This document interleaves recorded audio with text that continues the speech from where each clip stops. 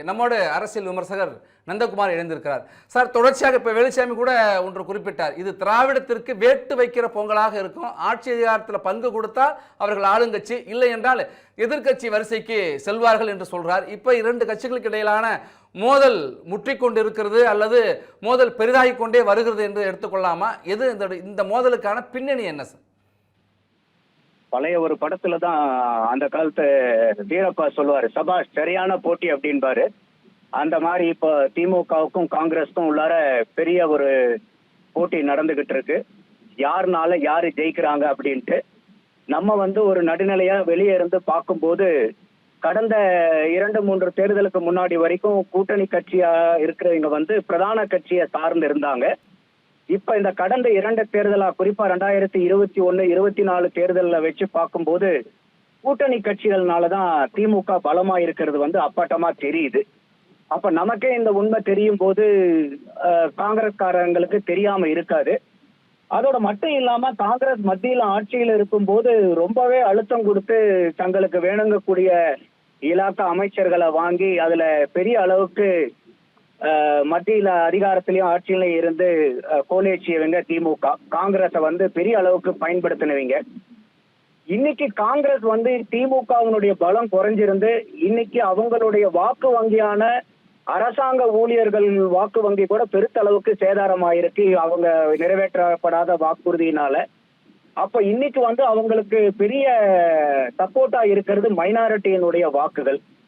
இன்னைக்கு திமுக அந்த மைனாரிட்டியினுடைய வாக்குகள் போய் சேர்றது காங்கிரஸ் அங்க இருக்கிறனாலதான். அப்ப அந்த காங்கிரஸினுடைய இருப்பு அந்த இடத்துல இல்லைன்னா கட்டாயமா திமுகவினுடைய வாக்கு வங்கியான மைனாரிட்டியும் அந்த இல்லாத போச்சுன்னா கட்டாயமா படு தோல்விய இந்த வர்ற தேர்தல்ல திமுக எதிர்கொள்ள நேரிடும். சோ அதையெல்லாம் கணக்கு வச்சுதான் இன்னைக்கு காங்கிரஸ்ல இருக்கக்கூடிய மூத்த தலைவர்கள் இந்த சூழ்நிலையில கூட நம்ம ஆட்சியிலும் பங்கு அதிகாரத்திலும் பங்கு கேட்கலன்னா எப்படி அப்படின்னு நினைக்கிறாங்க. இது ஒரு பக்கம் இருந்தாலும் இன்னொரு பக்கம் அவங்களுக்கு இதுவரைக்கும் இல்லாத ஒரு பெரு வாய்ப்பு விஜய்ங்கிற வடிவத்துல தாவேகா மூலியமா அவங்களுக்கு கிடைச்சிருக்கு. அப்போ இன்னைக்கு இவங்க டிஎம்கே இல்லைன்னாலும் காங்கிரஸ்க்கு ஒரு பெரிய பிடிமானம் தாவேகா வடிவில் இருக்கிறனால இங்க எங்களுக்கு ஆட்சியிலும் பங்கு அதிகாரத்திலும் பங்கு கொடுத்தா சொல்லுங்க, நாங்க இங்க இருக்கிறோம், இல்லையா நாங்க தாவேகாக்கு போறோம் அப்படிங்கிற ஒரு தீர்க்கமான ஒரு கோஷத்தோட அவங்க அங்க பயணிக்க முடியுது. இன்னும் குறிப்பா மாணிக்கம் தாக்கூரனுடைய ட்வீட் எல்லாம் பாத்தீங்கன்னா அவரும் திமுக காரங்க மொழியிலேயே பேசியிருக்காரு. தம்பிங்கிற வார்த்தையில தான் அந்த இதை ஆரம்பிக்கிறாரு.